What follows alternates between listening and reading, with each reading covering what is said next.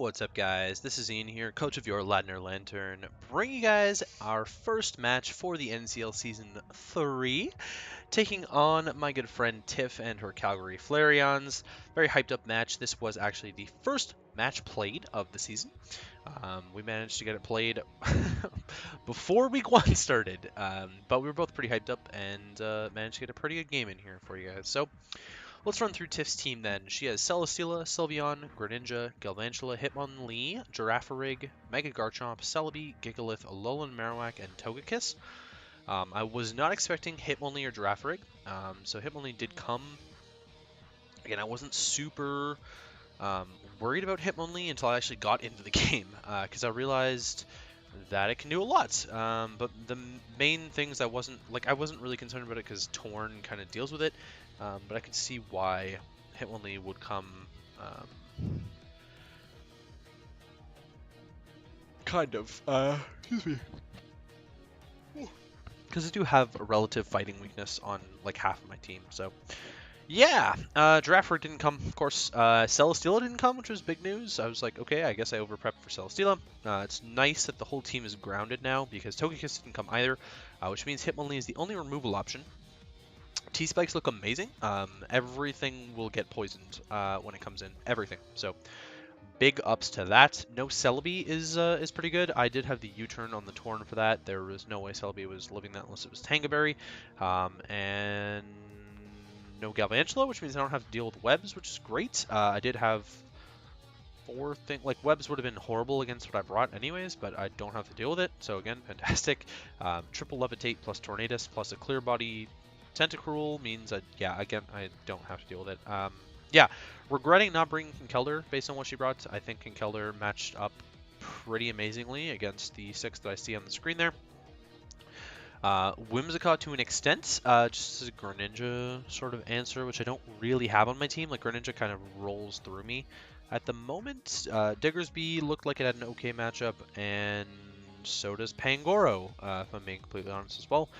Diancie, kind of I probably wouldn't have brought Diancie to this game, although I'm not sure what steel coverage the team is carrying for Diancie. So, yeah, let's hop right into things then. I'm just going to lead with the Tentacruel, because again, T-Spikes look amazing, and that was the game plan, was to lead with Tentacruel if T-Spikes looked amazing, which they do. So we're going to lead with Tentacruel, and in comes the Garchomp. Now, I debated clicking T-Spikes this turn just for the chip damage, but I am Shookaberry to live Mega Garchomp's Earthquake from full, so that's the whole plan, and I'm just going to try and get as much damage on this, maybe get a freeze with the Ice Beam. I'm not fishing for the freeze necessarily, I'm just like going for the damage, but freeze would be great, and we eat the Earthquake very easily with the Shookaberry, and Ice Beam does a crap load because she didn't Mega Evolve, so yeah, it actually did less because she didn't Mega Evolve, and Ice Beam did more because she didn't Mega Evolve, so big hit on the Tentacruel there. This is a pretty free switch into my Tornadus, if I'm being honest. Like, this Garchomp can't really do anything to my Tornadus that'll Oko it, so I just go into Torn and she goes into Greninja. Good double on her part, actually. I was considering getting up a T-Spike there, but again, it doesn't really matter. Greninja shows that it is running enough speed to outspeed my Tornadus, which is probably max speed to outrun it. And I'm just going to U-turn out here, and we see based on the Ice Beam damage that that is a boosting item, and she doesn't show Life Orb, and it's not enough for Specs, so it's Expert Belt. Very easy to figure out. I bring Tentacruel in thinking I would scout for the extra sensory. I thought about doubling in a Bronzong to scout for the extra sensory, or doubling in a Latios, but it wasn't really worth the extra damage because they're both weak to the Dark Pulse. So instead, I'm just going to hope that she doesn't get the extra sensory roll, and she doesn't. And I'm going to get up a layer of T-Spikes, which is so crucial. And we're just going to sack off the Tentacruel. This Greninja threatens everything, but Rotom gets to come in here. I'm basically telling her right now that I'm Scarf. I thought about this a lot, okay? I did think about this a lot. I could have brought in Mega Latios here. I live the Dark Pulse, and I can Thunderbolt, but I didn't want to risk... Excuse me, I didn't want to risk anything to do with flinches, so I just went into the Rotom, and then here I'm debating clicking Foul Play, which would have been a fantastic play, but instead I just clicked the Volt Switch, and the Lightning Rod Marowak is going to be able to switch in. This was her best way to beat Rotom-Frost, which is why I have Foul Play on the set. Entei can eat a hit, and it's going to be knockoff. Lose my AV. Again, not a big deal at this point. I'm not really switching in on Greninja anymore now that the T-Spike's up, and I can't really deal with Sylveon that well either, so not a huge deal. Excuse me. I'm just going to Stomping Tantrum this Alolan Marowak in the face. Well, that's the best play for me, and Knockoff's not going to kill me this time because I don't have an item. Now, here is my next misplay of the game. I should have clicked Sacred Fire here, and I didn't, because I didn't want to risk the 5% miss like a scrub. So, instead of clicking Sacred Fire and catching this Sylveon on the switch, or whatever may want to switch in, I am instead going to click Stomping Tantrum again, trying to get the kill on the Marowak. But she is going to switch in the Sylveon, and Sacred Fire would have bopped this thing. 2 Sacred Fires probably would have killed it with the poison damage, but instead I'm just going to have to go into Bronzong here. My Entei's at 1%, so that really sucks, but there you go. Bronzong obviously eats these Hyper Voices for days, does nothing. I debated clicking Rocks this turn, and she protected, so again, not a big deal. I'm going to click Rocks this turn. She goes into Gigalith, gets poison on the Gigalith, not a big deal there. And then I'm going to switch into Latias on the Stealth Rocks now. So I knew Rocks were incoming. I don't have removal, so Rocks are obviously sacking my Entei off now. Entei is completely worthless at this stage of the game now. It's just a sack, and I have to pick the right time to sack it. So I knew that going into this Gigalith exchange, and I was prepared for that. I am going to just click Substitute on my Mega Latias here, and we will dodge a Toxic, as you'll see. And I'm just going to try and stall out this Gigalith to the best of my ability here. I feel relatively safe behind this sub, but I obviously know that Sylveon's in the back with Hyper Voice, and it's going to wreck my face, so I have to roost at some point. And I think I'm going to opt to do that now. Roost up, and yeah, so not the worst play in the world, but okay, right here I should have Thunderbolted, and instead I roost, forgetting for some reason that I'm faster, and then...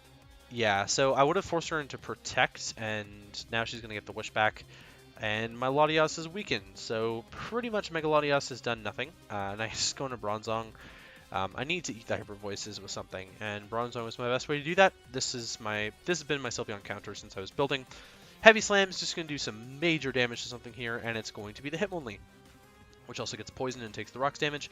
And right here, I decide to sack off the Entei. So I figure if this is Scarf and it's going to go for knockoff, then I would rather kill my Entei to this, go into Torn, which is going to take no damage because I'm Z.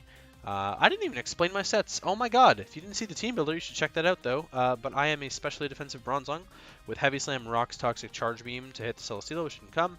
Tentacruel, I was a relatively bulky Tentacruel with enough to live an Earthquake from Mega Garchomp with the Shucka Berry, Ice Beam, Scald, Rapid Spin, and T-Spikes. Rotom-Frost is Scarf with Blizzard, Volt Switch, Thunderbolt, and Foul Play.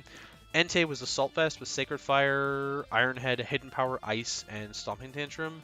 Torn is Fiery MZ with U-Turn, Air Slash, Heat Wave, and Icy Wind.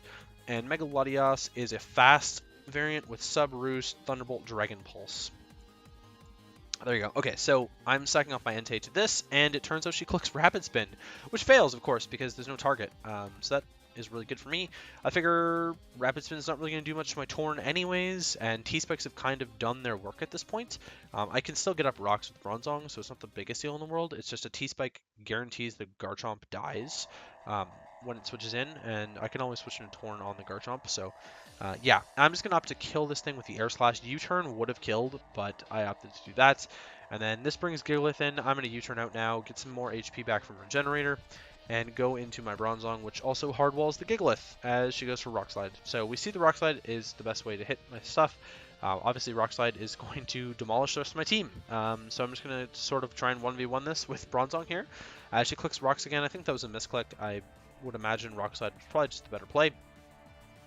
And I go into Latias on what I think is going to be a Toxic, or whatever her last move is, but it is Rock Slide, so we just sack off the Mega Latias. I could have just stayed in with Bronzong, would have been a better play, honestly. And I'm going to go into Torn, U-Turn. I wanted to get a little bit more HP back from Regenerator, and Bronzong is not taking a whole ton of damage, so Leftovers Recovery is going to get me a lot back, even despite taking Rocks damage there. And then this turn I clicked Charge Beam. I thought it might kill. It looked like it was a roll to me. But with the Charge Beam boost, I basically force Greninja... I force a situation where Greninja can't come in on me. Because now that I'm +1 and she's seen the Charge Beam, the Greninja actually will die with Rocks plus Poison to a Charge Beam as long as I hit it. Or at least that was what was going through my mind, at least. And now Gigalith is going to get leftovers and die to the poison damage. So I am out of range of Greninja right now. I'm at the very end of an Expert Belt Dark Pulse from killing my Bronzong right here. And the Garchomp comes in. This thing's very obviously either going to Fire Fang or Fire Blast. And I'm just going to go into my Torn to eat one of the hits. I don't care what it is. I eat it from this range. Or I sack, and it is the Fire Fang, and Garchomp will die to the poison, of course. In comes the Greninja. I can just sack off my Torn to this. I have no switch into this, and I can go right into my Rotom, which gets to Volt Switch for free, essentially. So I'm okay with that. I also could have clicked Thunderbolt, didn't matter. Because the Marowak died to the rocks, I could have clicked whatever I wanted. In comes the Sylveon. Now I have to Volt Switch. Thunderbolt would have put me in a better spot because it might have killed the Sylveon from that range. But Bronzong gets to come in for free. Again, Hyper Voice is doing nothing to me. I don't care that she clicked Wish there. And now that she protects, I get Leftovers Recovery back to a range where I'm out of range of Dark Pulse unless she flinches me. That's her only win con there. But it won't matter because as long as I can kill the Sylveon with the Bronzong, like I do right here, now Rotom-Frost just wins the game. I can sack on my Bronzong, and Rotom-Frost just wins the game, so we do pick up the W. Bronzong is at the end, again, the very edge of the Dark Pulse range here, as it's going to come in, Dark Pulse, and I'm going to live. Heavy Slam is 100% guaranteed to kill this thing, because it's 100% accurate, so that is what I end up going for, and we pick up the 2-0 win over Tiff. Bronzong picking up 3 kills, Tentacruel with 2, and Torn got the other one on the Hitmonlee. So solid game overall. Very weird passive game with a lot of hazard damage, putting in a lot of work, to be honest. T-Spikes got 2 kills for Tentacruel. Rocks got a kill for the Bronzong. Stealth Rocks overall this game got 2 kills between both sides. So T-Spikes got 2, and then Heavy Slam got 2 kills. So pretty nifty game. Bronzong is our kill leader to start off the season, 3-0. Megalodios is 0-1, bad mon. Don't even know why I picked it first. No, honestly, Megalodios had a very difficult matchup this game against Mega Garchomp, Sylveon, Greninja, and the Alolan Marowak, as well as the Togekiss. It was just a pretty bad, and Galvantula. Like, Galvantula Sylveon could go through my sub, so I wasn't even confident in a subset, but hopefully Megalodios will have some better matchups in the future, because this one was asked for it, but I felt like I had to bring it because it's my first one pick, and it could easily beat the Celesteela, which I thought was helpful, and it could easily beat Mega Garchomp, which I also thought was helpful. So, yeah, next week we take on Austin and the Atlantis Raptors. He's your defending champion in the NCL, and it would be nice to pick up another win against him. He's got a very scary team, and a team that is horrible to face for physical attackers with quadruple Intimidate. So my physically biased team is probably not going to like that too much, but yeah, there you go. That is going to be it for me, guys, and I will catch you guys in the next one.